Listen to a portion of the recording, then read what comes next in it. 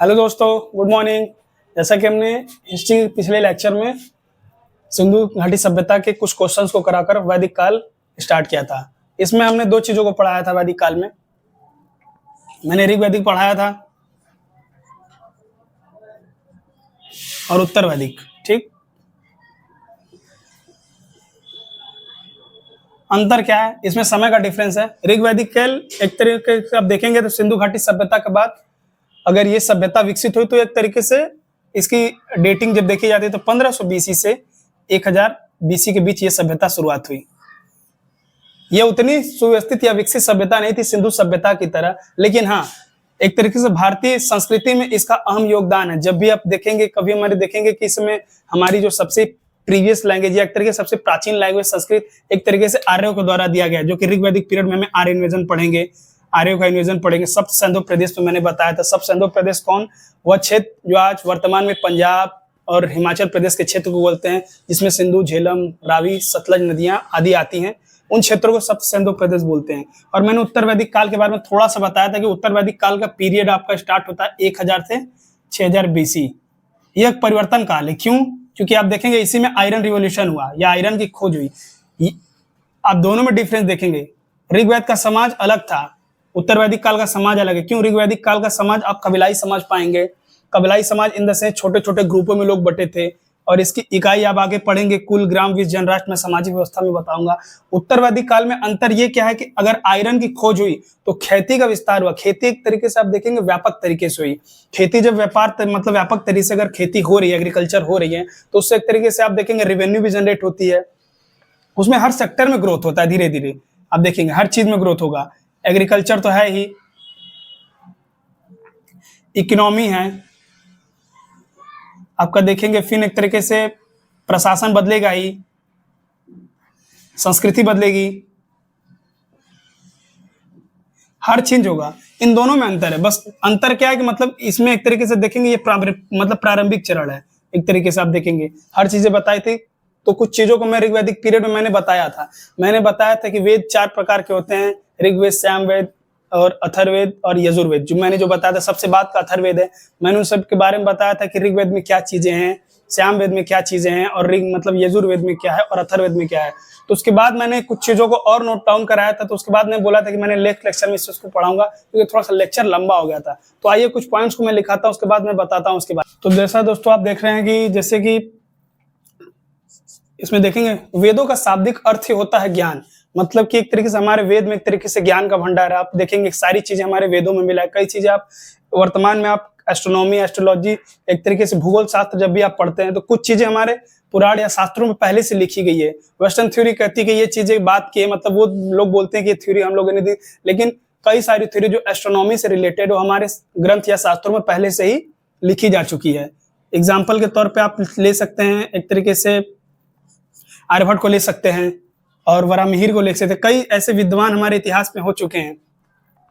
तो वेदों का शाब्दिक अर्थ ज्ञान होता है। वेदों का सर्वप्रथम लिपिबद्ध इन द सेंस मतलब किसी चीज को लिपिबद्ध करना या लिखना, वो सर्वप्रथम कृष्ण देवव्यापन ने किया था, लेकिन इसका संकलन वेद व्यास ने किया था। संकलन इन द सेंस होता है मतलब कि एक तरीके से वेद को कोई लिखा तो नहीं है। वेद एक तरीके से पहले होता क्या था कि कोई भी चीज जैसे कि लिखित फॉर्मेट में कोई चीजें नहीं होती थी। जैसे कि मैंने बोल दिया और आपने सुन लिया, फिर उसको अगले जनरेशन में वही चीजें दूसरे को बोल दिया, मतलब कि बोल एक तरीके से आप देखेंगे मौखिक रूप से वो चीजें चलती रहती थी। लेकिन वही चीजें वेद व्यास ने सबसे पहले ये किया था। इनके बाद ये कृष्ण देवव्यापन ने इसको लिपिबद्ध किया।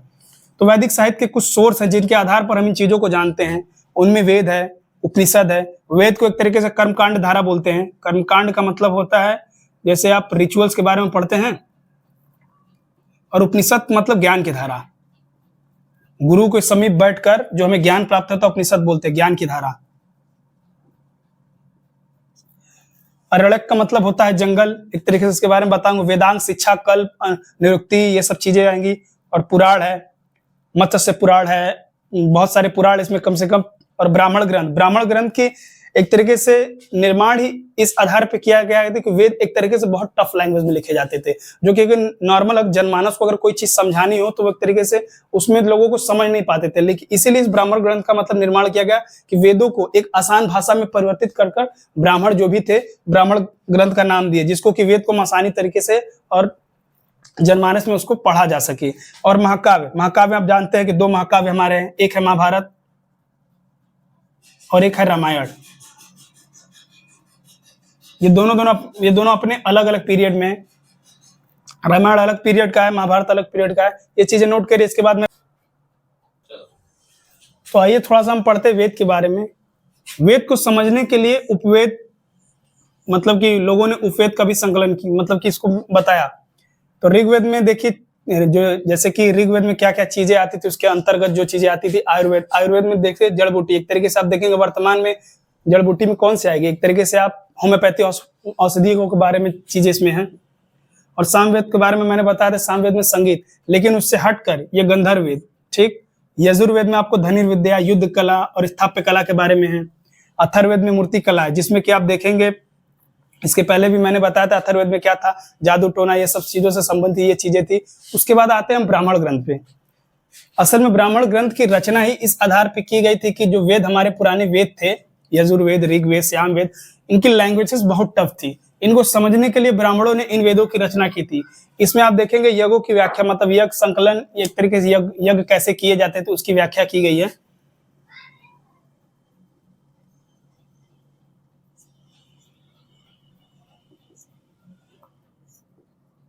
मैं डायरेक्ट लिख दे रहा हूं।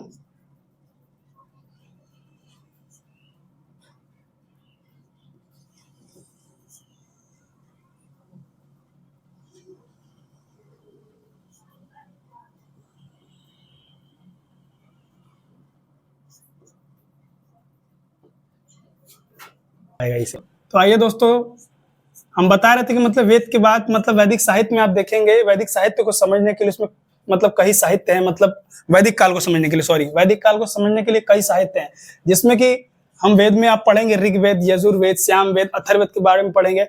तो उनमें से आप देखेंगे ब्राह्मण ग्रंथ। ब्राह्मण ग्रंथ कुछ नहीं है, उन्हीं का एक रूप है।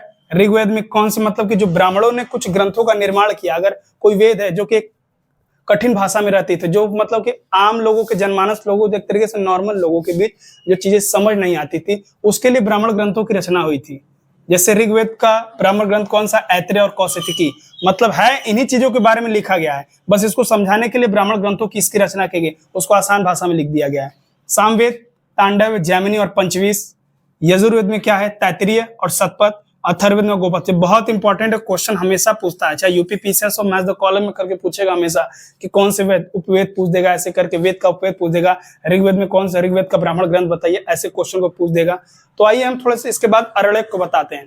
अरण्यक का मतलब होता है जंगल, उसका शाब्दिक अर्थ होता है जंगल।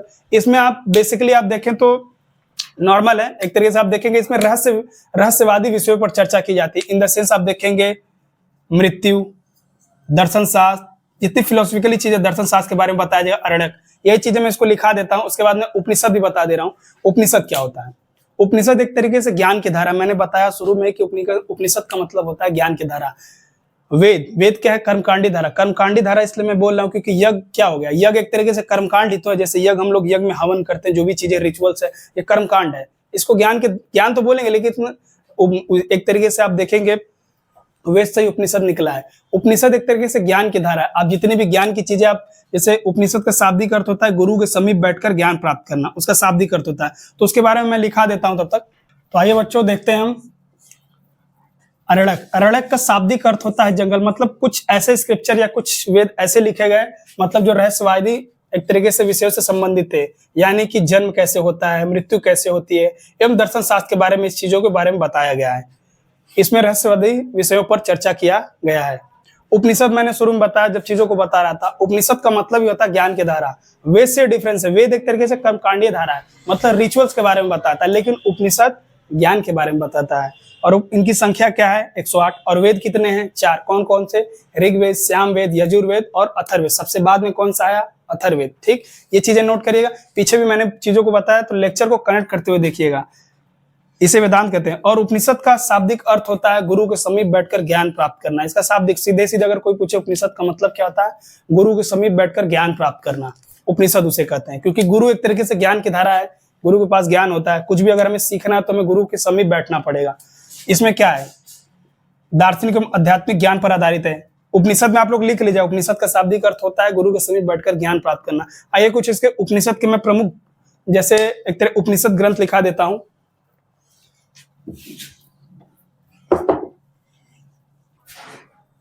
तो आइए दोस्तों एक कुछ प्रमुख उपनिषद पढ़ लेते हैं जो उनकी चीजों थी, मतलब कि जो मैंने उपनिषद के बारे में बताया था कि उपनिषद क्या है, उसके कुछ प्रमुख उपनिषद हैं।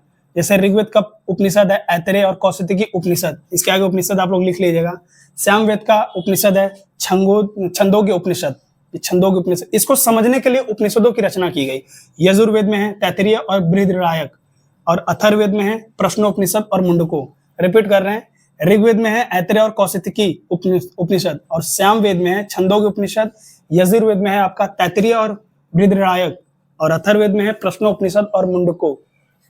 ये क्वेश्चन इंपॉर्टेंट है, पूछता है कि कौन सा उपनिषद है।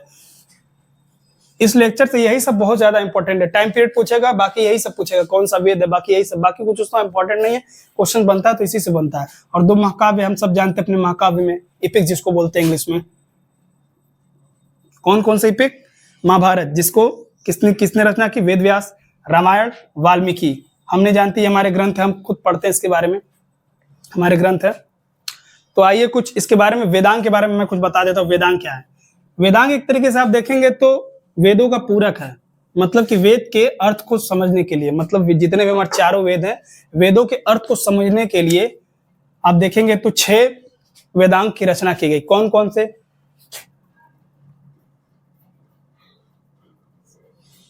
सीधे सीधे आप समझें तो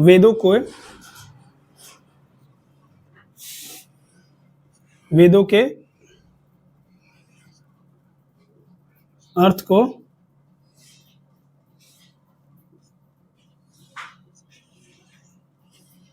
समझने के लिए इसकी रचना की गई। क्योंकि मैं बता रहा हूं, क्योंकि आर्य जो थे, एक तरीके से आर्य की भाषा संस्कृत और सांस्कृतिक एक ऐसी लैंग्वेज है, मतलब सबको, मतलब जितने भी अगर आम जनमानस में उस चीज को बोला जाए उसी लैंग्वेज में, वो चीजें समझ में नहीं आती, तो उसको एक साधारण लैंग्वेज में समझाने के लिए इन चीजों की रचना की गई है।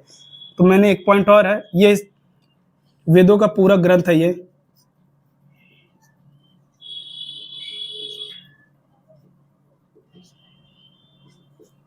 ठीक, वेदांग, इसको नोट करिए। उसके बाद में 6 वेदांग है, और ये 6 वेदांग है।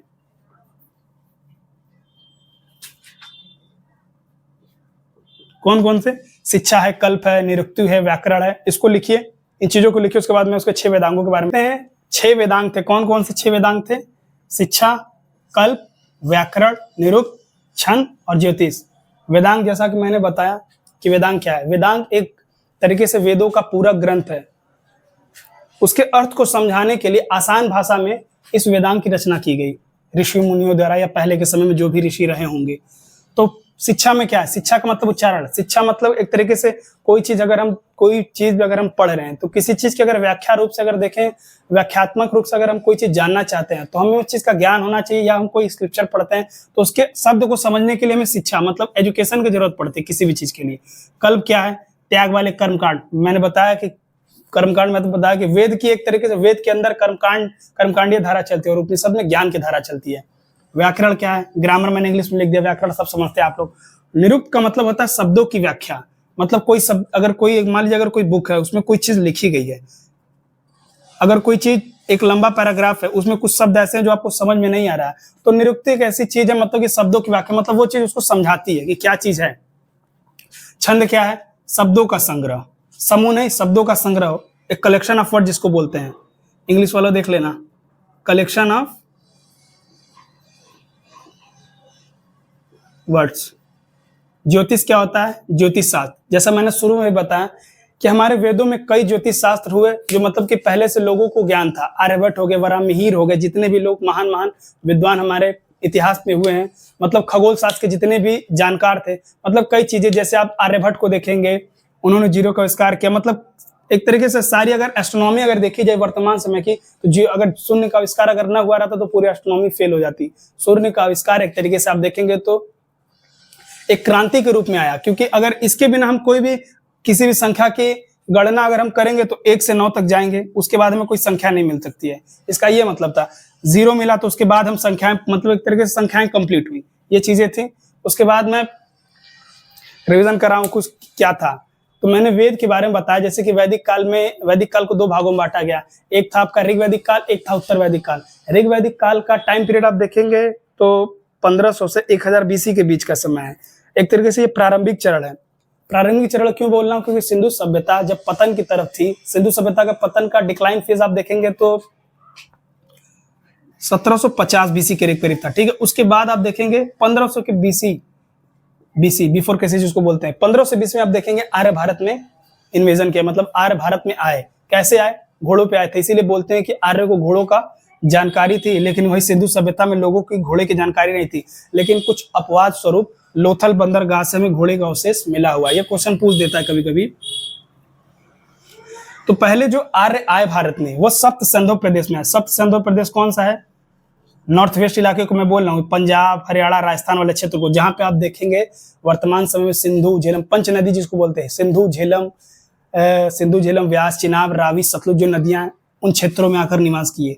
वहीं आप देखेंगे उस समय का समाज कैसा था, मैं बताऊंगा अभी समाज क्या है, राजनीति कैसी थी, धर्म कैसा था, जो भी चीज थी। अब रही बात उत्तर वैदिक काल को, मैं थोड़ा डिफाइन करता। उत्तर वैदिक काल का पीरियड आप देखेंगे 1000 बीसी से 600 बीसी। अब 600 बीसी को कैसे देखते हैं? मगध के उत्थान पीरियड को देखते हैं। इसी में आप देखेंगे बुद्ध का मतलब कि बौद्धिज्म के बारे में पढ़ेंगे, जैनिज्म के बारे में पढ़ेंगे, और मगध का उत्थान कैसे हुआ, जनपद से महाजनपद कैसे बना। बहुत लोगों को डाउट होता है कि जनपद क्या होता है, महाजनपद क्या होता है, ये सब सारी चीजें मैं इसीलिए कहता हूँ लेक्चर को कभी आप देखिए तो मैं प्लेलिस्ट में लेक्चर डालते जा रहा हूँ। आप सीरियल वाइज लेक्चर को देखेंगे, नोट्स बनाएंगे तो आपको सारी चीजें क्लियर होंगी, क्योंकि बेसिक टू हाई मैंने हर चीजों को कंप्लीट किया, ये चीजें हैं। तो 1000 में उत्तर वैदिक काल को बता रहा था। उत्तर वैदिक काल का समाज अलग होगा, क्योंकि वहां पे एक तरीके से आप देखेंगे सबसे बड़ा हुआ लोहे का खोज, यही डिफरेंस है यहाँ पर और सिंधु सभ्यता में। सिंधु सभ्यता एक तरीके से कांस्ययुगीन सभ्यता थी। कांस्ययुगीन सभ्यता का मतलब ही होता है एक तरीके से, कांस्य क्या होता है? कॉपर और टिन जिसको बोलते हैं, उसका मिक्सर होता है, कॉपर और टिन। आई थिंक 80 to 20% ये मिक्सर होता है ऐसे, अब जो भी हो यही मिक्सर होता है। लेकिन क्या होता है, कांसा जो होता है लोहे से कमजोर होता है, जिसके कारण आप देखेंगे अगर उसका हल या फावड़ा बनाएंगे तो जमीन को खोदने में उतने सक्षम नहीं होते हैं। अगर जमीन पर रहेंगे तो ये हल्का घूम जाते हैं, टेढ़ हो जाते हैं। लेकिन वही लोहा, धारवाड़ के चट्टानों में जो लोहा पाया जाता है, सबसे पुरानी भारतीय उपमहाद्वीप में जो शैली मिलती है हमें, धारवाड़ चट्टानों में हमें आयरन मिलते हैं। वही चीजें, आयरन एक तरीके से मजबूत होता है, जिसके कारण आप देखेंगे अगर किसी हार्ड सरफेस पे अगर उससे मतलब अगर उसको खनते हैं, खोदते हैं, तो उसमें मतलब कि खोने मतलब उसकी क्षमता होती, कैपेसिटी होती है, मुड़ती नहीं, जिसके कारण की खेती का विस्तार हुआ, अच्छी खासी खेती हुई। आप देखते हैं कि उत्तर वैदिक काल में जो आ रहे थे सप्त सिंधु प्रदेश से, ये गंगेटिक प्लेन, गंगा के मैदान की तरफ बढ़ रहे हैं। एक तरीके से देखेंगे तो गंगा का मैदान एक तरीके से आप देखेंगे दो द्वाबों के बीच का, द्वाब मतलब दो नदियों के बीच का क्षेत्र बहुत ही उपजाऊ क्षेत्र होता है। उन लोगों को लोहे का आविष्कार हुआ, पानी की आवश्यकता थी। एक तरीके से जितनी भी सभ्यताएं विकसित हुई वो नदियों के किनारे विकसित होती हैं। तो नदियों के किनारे विकसित हुई वो सभ्यताएं, आप देखेंगे खेती अच्छी हुई, फिर आप देखेंगे रिवेन्यू जनरेट हुआ। अब धीरे धीरे आप देखेंगे ऋग्वैदिक पीरियड में कोई स्टैंडिंग आर्मी नहीं, कोई प्रशासन ऐसा नहीं। ऋग्वैदिक पीरियड में आप देखेंगे तो राजा को चुनने के लिए पार्षद होते थे, सामाजिक पहलू थे, लेकिन हाँ कोई स्टैंडिंग आर्मी नहीं होती थी, कोई मतलब कि किले की टाइप का मतलब कोई राजतंत्र नहीं था। एक तरीके से आप देखेंगे उतनी मतलब पूर्ण रूप से कुछ आप अपवाद स्वरूप देखेंगे तो निष्क और शतमान जैसी कुछ मुद्राएं प्रचलित थी उस समय, नॉर्मल तरीके से आप देखेंगे तो। लेकिन वहीं उत्तर वैदिक काल में आप देखेंगे तो चीजें आपको बदलती हुई दिखेंगी। बदलती हुई क्यों देखेंगी? उस समय का समाज बदलेगा और सारी चीज डिपेंड करती है इकोनॉमी पे। इकोनॉमी बढ़ेगी, समाज बदलेगा, राजनीति बदलेगी, एक तरीके से रिलीजन पे उतना नहीं, एक तरीके से रिलीजन धर्म तो रहता है लेकिन धर्म भी परिवर्तित होता है। तो ये आई होप आप लोगों को थोड़ा सा मैंने रिवाइज किया होगा। उसके बाद मैं इस चीज को आपको थोड़ा सा बताता हूं कि ऋग्वैदिक काल का समाज कैसा था। ऋग्वैदिक काल का समाज एक तरीके से आप देखेंगे तो वर्ण व्यवस्था जो देखेंगे, ऋग्वेद के 10वें मंडल में हमें ऋग्वेद में वर्ण व्यवस्था के बारे में जानकारी मिलती है। एक तरीके से आर्य दो समूह में बट गए, आर्य और अनार्य। उत्तर वाले को आर्य बोला गया और दक्षिण वालों को अनार्य बोला गया। अनार्य का मतलब जो अनार्य मतलब आर्य नहीं है उनको अनार्य बोला गया, दक्षिण भारत वालों को, जो दक्षिण भारत में निवास किए। एक तरीके से आप देखेंगे वर्ण व्यवस्था क्या थी, कर्म के आधार पर थी। कोई तरीके से आप देखेंगे कोई मतलब कि इस समय आप देखिए कर्म का मतलब होता है कि मतलब अपने ज्ञान की, जैसे आप देखेंगे कि ब्राह्मण जो थे वो ज्ञानी जो थे वो ब्राह्मण थे, ठीक, और क्षत्रिय जो थे जो योद्धा थे, ठीक, और वैश्य कौन थे, व्यापारी।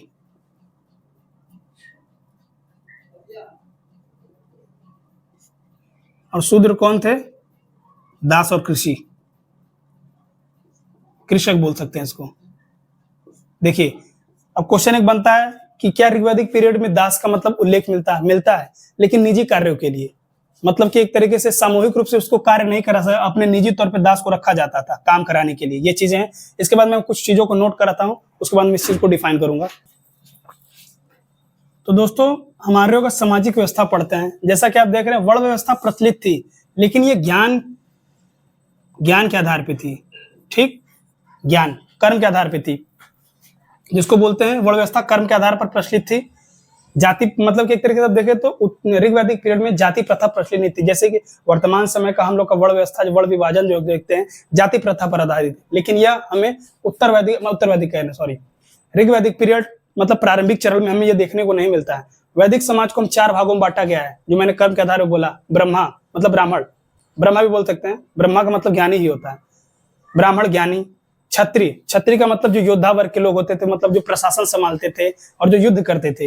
हालांकि आप उत्तर वैदिक काल में आप कबीलाई समाज था, युद्ध उतने होते नहीं थे, अगर युद्ध होते भी थे तो गायों के लिए, जिसको गविष्ठी बोलते हैं, गायों के लिए होता था युद्ध, जितने भी अगर युद्ध होते हैं। अब इसी पीरियड में दसरा मतलब कि यज्ञ पढ़ेंगे सारे, बहुत अश्वमेध यज्ञ पढ़ेंगे, बहुत सारी चीजों को पढ़ेंगे इसमें। वैश्य कौन थे, व्यापारी। आज भी ये चीजें आज भी आपको देखने को मिलेगी, लेकिन हुआ क्या, ये बस ये आप देखेंगे जाति के आधार पर। जाति क्या, अनुवांशिक बोल सकते हैं, जैसे कि आप आगे पढ़ेंगे कि मतलब कि अगर कोई राजा बना है तो राजा का जो पुत्र है वो अगले बार वो राजा बनेगा। तो जाति प्रथा इसी पर आधारित है। अगर कोई ब्राह्मण घर में पैदा हुआ, अगर उसका बेटा अगर जन्मा तो वो भी ब्राह्मण ही कहलाएगा, भले उसके ज्ञान कर्म का कोई और ठिकाना हो चाहे ना हो, लेकिन वो भी ब्राह्मण कहलाएगा। लेकिन हालांकि ये चीजें होनी नहीं चाहिए। इसमें मैं अपना एक तरीके से अपनी टिप्पणी तो नहीं दूंगा, लेकिन आप खुद भी समझ सकते हैं कि उस समय हमारी सामाजिक व्यवस्था शुरुआती प्रारंभिक चरण हमारे वैदिक काल का कैसा था। इसीलिए बोलते हैं कि हमारे एंशिएंट हिस्ट्री को स्वर्णिम युग बोला जाता है। वैदिक समाज को 4 भागों में बांटा गया है, ब्राह्मण, क्षत्रिय, वैश्य व्यापारी, शूद्र मजदूर वर्ग। इसमें आपको दास और कृषक आ जाएंगे, थोड़ा समझ जाइएगा, राइटिंग अभी ऐसे लिख नहीं पा रहा हूं। दास प्रथा वैदिक काल में प्रचलित थी, परंतु घरेलू कार्यों के लिए पुरुष या महिला दोनों दास हो सकते थे। घरेलू कार्य मतलब घर के कामों के लिए दास अवेलेबल थे। वही आप उत्तर वैदिक काल में आप देखेंगे तो ये स्थिति और दयनीय खराब हो गई, मतलब कि खेतों में भी दास काम करने लगे कृषक के रूप में, उनकी स्थिति दयनीय हो गई। इस समय आप देखेंगे, आगे राजनीति बताऊंगा कि दास क्या थे, मतलब कि हर चीज में पार्टिसिपेट कर सकते थे, महिला भी पार्टिसिपेट कर सकती थी। लेकिन आप देखेंगे कोई चीज होता है तो ये अगर कोई मान लीजिए, अगर कोई ऐसे साइंस के हिसाब से बताता हूं कि अगर ये कोई ग्राफ है, अगर कोई मान लीजिए अगर कोई समाज है तो समाज हमेशा ऐसे जाना चाहिए, ठीक। ये समाज अगर डायग्राम के हिसाब से देखें समाज ऐसे जाना चाहिए। मान लीजिए उत्तर वैदिक काल का डायग्राम बना रहे, मतलब ऋग्वैदिक पीरियड का, लेकिन हुआ क्या, हम उत्तर वैदिक काल थे हल्का सा ऐसे बढ़े तो सही, लेकिन फिर हम ऐसे नीचे की तरफ जाने लगे, मतलब कि सामाजिक स्थिति खराब होने लगी, धीरे धीरे करप्शन बढ़ने लगा। एक तरीके से इंग्लिश में बोले तो करप्शन बढ़ने लगा, वो चीजें थी। महिलाओं की स्थिति इस समय देखेंगे आप, महिलाओं की स्थिति अच्छी थी। क्यों अच्छी थी, क्योंकि ये एक तरीके से यज्ञ हो गया, मतलब कि जितने भी अनुष्ठान होते थे यज्ञ, उसमें पार्टिसिपेट कर सकती थी महिलाएं। अब उस समय आप देखेंगे एक तरीके कबीलाई समाज में जो एक तरीके से कुछ प्रमुख वर्ग के लोग जो पार्षद का निर्माण करते थे, और पार्षद का कार्य क्या होता था, एक राजा का, मतलब उस समय वो राजा मत समझिएगा जो मतलब राजतंत्र वाले राजा को मत समझिएगा, क्योंकि उसमें कोई स्थायी समिति नहीं थी। समिति तो थी लेकिन स्टैंडिंग आर्मी नहीं थी। और समिति वही एक तरीके से आप देखेंगे पार्षद में 4 समितियां होती थी, सभा समिति, एक तरीके से सभा थी, समिति थी। तो ये थोड़ा सा नोट करिए, उसके बाद मैं महिलाओं की स्थिति बताऊंगा, उसके बारे में बताऊंगा। महिलाएं सभा और समिति और गोष्ठी मतलब कि भाग ले सकती थी, किसमें भाग नहीं ले सकती थी, क्वेश्चन उससे बना हुआ है। मतलब कि महिलाओं की स्थिति इस पीरियड में आप देखेंगे तो महिलाओं की स्थिति बहुत अच्छी थी। आप उत्तर वैदिक काल में जाएंगे, महिलाओं की स्थिति डाउन हो गई। क्यों? क्योंकि आप देखेंगे ना वो यज्ञ में पार्टिसिपेट कर सकती थी, और हालांकि इसमें कुछ प्रमुख महिलाएं भी बताऊंगा, लोपामुद्रा के बारे में बताऊंगा, विश्वारा के बारे में बताऊंगा। कुछ प्रमुख महिलाएं हैं जो इस समय एक तरीके से कुछ लोपामुद्रा के बारे में आप लोग सुना भी होगा, ऋषि अगस्त की एक तरीके से पत्नी थी। तो चलिए इसी को नोट करिए, उसके बाद मैं कुछ चीज और लिखा देता हूँ। तो आइए, कुछ पॉइंट्स मैंने लिखा है जो चीजों के बारे में मैं बता रहा था, सामाजिक व्यवस्था आर्यों की। तो मैं बता रहा था कि महिलाओं की स्थिति बहुत अच्छी थी। महिलाओं को शिक्षा का अधिकार था, विधवा पुनर्विवाह और संपत्ति का अधिकार था, राजनीतिक अधिकार था। ठीक, महिलाएं सभा और विधत, ये क्वेश्चन बहुत बार पूछा है, किसमें भाग लेती थी? सभा और विधत। ठीक, समिति और गढ़ में भाग नहीं लेती थी, क्वेश्चन कई बार पूछा। यही सारी चीजें जो मैं अंडरलाइन कर, यही सब सारे क्वेश्चन वहां से पूछा, प्रीवियस पेपर उठा के देखिए, यही सब क्वेश्चन पूछा गया है। और क्वेश्चन अगर पैराग्राफ में या तेरे को कथन निष्कर्ष में क्वेश्चन पूछ देगा डायरेक्ट कि क्या महिलाएं की स्थिति अच्छी थी, किसमें भाग ले सकती थी, और क्या शिक्षा का अधिकार था, मतलब कि एक तरह पुरुषों के साथ यज्ञ में भाग ले सकते थे, और भी जितने भी अनुष्ठान होते थे उसमें भाग ले सकती थी, उन चीजों को। हाँ, लेकिन आप देखेंगे फिर नियोग प्रथा प्रचलन में थी। क्वेश्चन कई बार पूछा कि क्या बाल विवाह प्रचलित थी, सती प्रथा प्रचलित थी, पर्दा प्रथा प्रचलित थी? नहीं थी। देखिए कितना ये गोल्डन पीरियड रहा होगा प्रारंभिक वैदिक काल, कि इस समय का समाज एकदम बढ़िया था, कबीलाई समाज था, ना कोई मतलब लड़ाई उड़ाई उतनी कुछ नहीं होती थी, सारी चीजें नॉर्मल थी। जैसे ही हम लोहे के आविष्कार की तरफ बढ़े, मतलब एक तरीके से आविष्कार तो हुआ लेकिन अपने साथ अंधकार भी लाया। देखेंगे समाज में परिवर्तन हुआ, एक दूसरे राजा को मारने लगे, सारी चीजें बदलने लगी डे बाय डे। आप देखेंगे, वही आप मिडवाल हिस्ट्री में पढ़ेंगे, ये तो भी एंशिएंट हिस्ट्री, मिडवाल हिस्ट्री को अंधकार का युग भी बोला गया है। अब अभी पढ़ेंगे आगे, ये खत्म होगा तो आप आगे जाएंगे तो पढ़ेंगे। इसमें देखिए कुछ प्रमुख महिलाएं थी, कौन कौन थी? लोपामुद्रा, अगस्त ऋषि की पत्नी थी, ये विश्वारा थी, अप्पाला थी, घोषा थी और सिक्ता थी। ये चीजें नोट करिएगा, इंपॉर्टेंट है ये चीजें। उसके बाद क्या था कि इसका राजनीति कैसी थी। आप देखेंगे कि ऋग्वैदिक पीरियड में आप देखेंगे एक तरीके से आर्यों का समाज कबीलाई समाज था, मतलब छोटे छोटे कबीले में बटे हुए थे। ऐसा नहीं था कि उसमें अगर लड़ाइयां होती थी तो लड़ाइयां नहीं होती थी, लेकिन प्रमुखता वजह जो लड़ाइयां की होती थी, गाय, मतलब कोई किसी की गाय उठा ले गया या गाय चोरी हो गई, प्रमुखता लड़ाइयां इस बेसिस पे होती थी। और ऐसा नहीं कि मतलब कि एक कबीलाई समाज दूसरे कबीलाई समाज को सेना देकर या कुछ भी देकर अपने मतलब संगठित होकर मदद करता था, ऐसी चीजें होती थी। तो राजनीति में कबीलाई समाज था, और राजा को जो चयन होता था परिषद द्वारा आता था। उस परिषद में 4 समितियां होती थी। कौन कौन थी? सभा था, विधत था, गढ़ था, समिति। मैंने बताया कि महिलाएं किसमें भाग लेती थी? सभा और विधत में। गढ़ और समिति में भाग नहीं लेती थी, ये चीजें थी। और एक तरीके से राजा के मंत्री परिषद में 12 मंत्री हुआ करते थे, जिसको रत्नी बोलते हैं। उसमें कुछ थे सेनानी थे, पुरुष थे, स्पष्ट को जिसको गुप्तचर भी बोलते हैं। और इसमें कुछ प्रमुख आप देखेंगे, कुछ न्यायाधीश भी थे जिसको प्रश्न विनाग बोलते हैं, मध्यमशी बोलते हैं, 2 थे, ये चीजें। उसके बाद मैं अर्थव्यवस्था बताऊंगा। अर्थव्यवस्था कहती है, आप जानते हैं कि अर्थव्यवस्था के पशु चारा वाला अर्थव्यवस्था थे, कृषि अर्थव्यवस्था होगी, गायों को पालते थे ये लोग, ये अर्थव्यवस्था में था, नॉर्मल उतना था। फिर अर्थव्यवस्था में कुछ मुद्राएं बताऊंगा, जो नॉर्मल मुद्राएं 19 और 17 मुद्राएं प्रचलित थी इस समय। और उसके बाद मैं रिलीजन बताऊंगा। रिलीजन में भी मैंने शुरुआत नहीं बताया था कि रिलीजन क्या थी। रिलीजन में बताया था कि एक तरीके से प्रकृतिवादी अवधारणा का मतलब मैंने रिपीट किया कई बार, वो नेचुरलिस्टिक गॉड को ज्यादा फॉलो करते हैं। जैसे वर्तमान में आप देखेंगे हम एक तरीके से मूर्ति पूजा, मैं विरोध नहीं कर रहा हूँ, मैं बता रहा हूँ कि हम मंदिरों में जाते हैं, एक तरीके से एक प्रतिलिपि के तौर पे देखेंगे हम मूर्ति की पूजा करते हैं। उसमें ऐसा नहीं, तो उसमें नेचर्स की पूजा होती है। जैसे एग्जाम्पल के तौर पे आप ले सकते हैं, इंद्र को ले सकते हैं, वरुण को ले सकते हैं, अग्नि को ले सकते हैं। अग्नि उस समय ऋग्वैदिक पीरियड में मीडिएटर का काम करते थे। आप लोग इसको मजाक मत लिया करिए। यज्ञ जो होते थे, यज्ञ का काम होता था, मतलब कि अगर कुछ भी हम यज्ञ में हवन करते समय अगर कुछ डालते थे, उस समय ये मानना था कि अगर यज्ञ में हम कुछ भी अगर हवन के तौर पे मतलब डालते तो अग्नि मीडिएटर की तरह काम करते थे, वो सीधे भगवान के पास चीजें पहुंच जाती थी, ऐसा होता था। इसके पीछे साइंटिफिक रीजन भी है। आप लोगों ने हालांकि अभी सुना होगा कि अगर यज्ञ में अगर नीम की लकड़ियां या कुछ ऐसी चीजों को अगर जलाया जाए तो आसपास का इन्वायरमेंट हमारा बहुत साफ हो जाता है। एक साइंटिफिक तरीका ही बता रहा हूँ, मतलब यज्ञ एक तरीके से साइंटिफिक तरीके से भी सही है, आसपास का हमारा इन्वायरमेंट को क्लीन कर देता है। ये चीजें थी। तो मैंने जो भी था राजनीति में भी बता दिया कि राजनीति क्या थी। उस कल मैं जितनी भी चीजें पढ़ाऊंगा उसके बाद कंप्लीट करने के बाद मैं उत्तर वैदिक काल को पढ़ाऊंगा। उत्तर वैदिक काल कंप्लीट करने के बाद ये चीजें मैं उसके क्वेश्चंस कुछ कराऊंगा। उसके बाद मैं बताऊंगा मगध का उत्थान, जो कि एक तरीके से आप देखेंगे 600 BC से स्टार्ट है। यहीं से आप देखेंगे जनपद, महाजनपद कैसे बना, स्टैंडिंग आर्मी आई, सारी चीजें। इसके बाद में देखेंगे मुद्राएं प्रचलित थी, स्थापत्य कला फिर प्रचलित धीरे धीरे होने लगी। हालांकि स्थापत्य कला अभी तो स्टार्ट नहीं होगी, आप थोड़ा सा और आगे बढ़ेंगे अशोक के समय तो आप देखेंगे चीजों को देखेंगे आप, शिलालेख पढ़ेंगे, फिर कई स्तूपों का निर्माण देखेंगे। ये सब सारी चीजें मैं बताऊंगा। आई होप ये चीजें आपको थोड़ी समझ में आई होगी। समझ तब आएगी जब आप प्लेलिस्ट में जाएंगे और लेक्चर 1 से इस चीज को स्टार्ट करेंगे देखने, सिंधु घाटी सभ्यता को देखें, उसके बाद वैदिक काल को स्टार्ट करिए देखने और उसका प्रॉपर नोट्स बनाइए। जो चीजें आपको ना समझ में आए कमेंट सेक्शन में प्लीज बताइए, तो मैं चीजों को डाउट को क्लियर करूंगा। और हाँ, आप लोग लाइक करिए, सब्सक्राइब करिए और वो एक घंटी वाली बटन आती है उसको प्रेस करिए, ताकि जितनी भी नई नई वीडियो है आप तक पहुंचती रहे। तब तक के लिए नमस्कार, जय हिंद।